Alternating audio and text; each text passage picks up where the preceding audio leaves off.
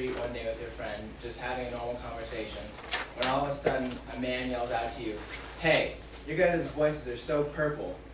You probably think to yourself, what the hell, is that guy like on acid or something? But the reality is that he could be suffering from a neurological disorder called synesthesia.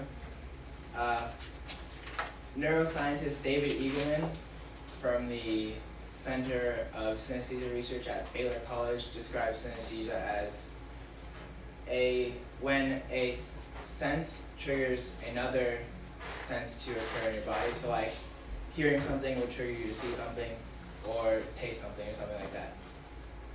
There's many different types of synesthesia because there's so many things going on in your brain that there's an infinite amount of possibilities where things get mixed up. But today I'm going to talk to you about three. They are gustatory synesthesia, color synesthesia, and the personification of letters and words. First, I'm going to give you a taste of gustatory synesthesia. Gustatory synesthesia is when one sense triggers you to taste something else in your mouth. So many people, a musician described a major third as tasting sweet, a minor third as tasting salty, a fourth tastes like freshly mown grass, and the only thing that doesn't have a taste is an octave.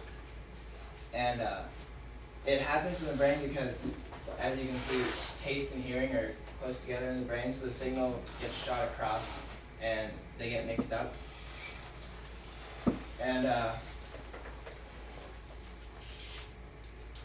many people, they've discovered that the tastes are usually brought upon from childhood memories. So many synesthetes will have tastes from certain breakfast cereals or candies that they used to eat, and a lot of times the tastes will go along with the word. So if you hear the word mince, you'll taste mince in your mind.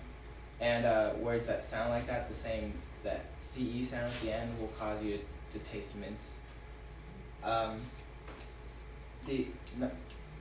Hearing and seeing not only cause taste stimulation, it can also cause color stimulation, which is the next kind of synesthesia I'll talk about, is color synesthesia.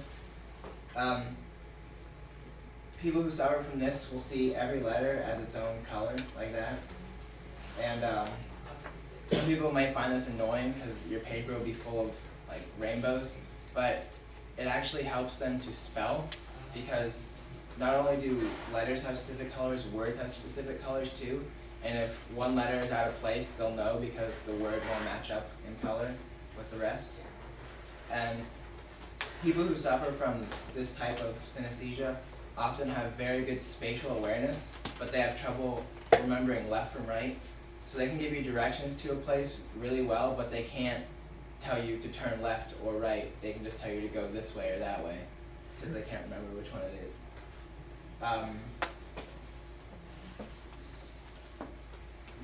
The last type of synesthesia I'm going to inform you about is personification, and this is one of the rarest forms. It's when certain objects, like words and letters, will have personalities to the person.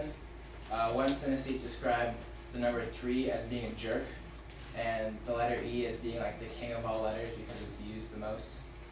And scientists discovered that people suffering from this kind of synesthesia will not look at some letters or words because they have bad personalities, and so they'll avoid using them, and they'll try and stick to words with the good personalities because they don't feel comfortable with the other ones.